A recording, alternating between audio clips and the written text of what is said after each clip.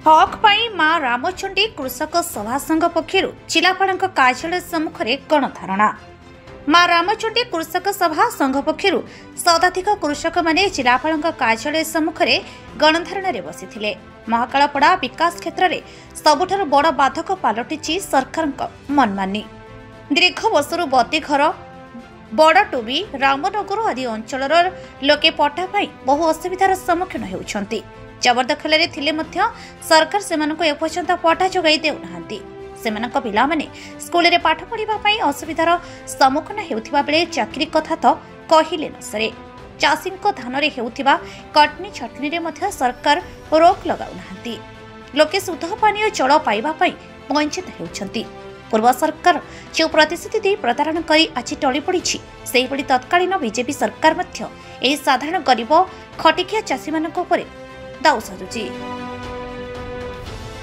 आमे बारंबार प्रशासन को जणाइला सते कहीं प्रशासन कुंभकर्ण निद्रारे शोइछंती ताहा आमे बुझी पारुनु। दिनकु दिन नित्य व्यवहृत द्रव्यमानक उपरे आकाश छुआ दर आज साधारण लोकंक पॉकेट को बाधुची।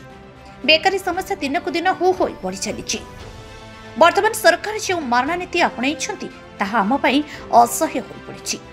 आज मां रामचंडी कृषक संघ पक्षर उक्त समस्या विषय जिलापाल एक दाबीपत्र प्रदान कर।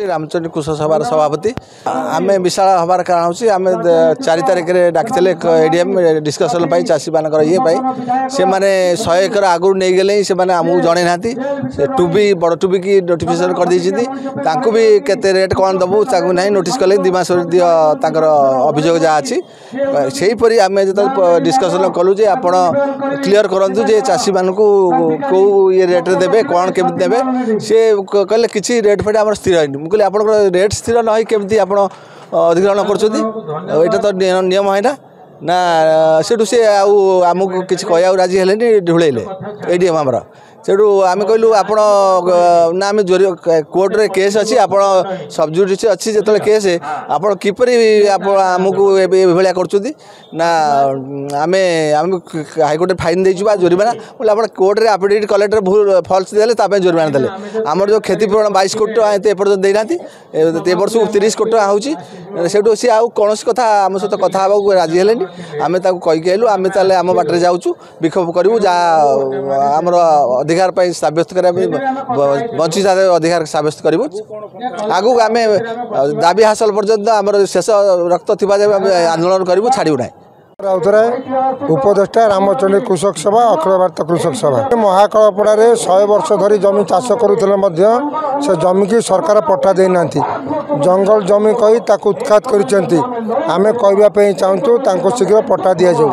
आपण जानती स्वाधीनतार 78 वर्ष पर केन्द्रापड़ा गोटे बृहत शीतल भंडार नहीं तुरंत बृहत शीतल भंडार करवा।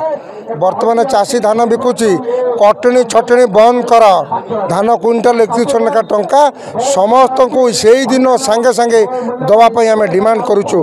आम डिमांड करुचु चाषी को जो हिंसा कर प्रतिवाद सरकार करेंगे ना आंदोलन जोरदार दुर्बार हम। सविताराणी बराला बगदिया आसु कृषक रामचंडी कृषक कमिटी मीटिंग आमर दाबी रही आमर जमी जमा नेले आमर घर द्वार गला सबू गला आमको आज विस्थापित कर आमर दखल नहीं से आम दाबी पूरण आसु।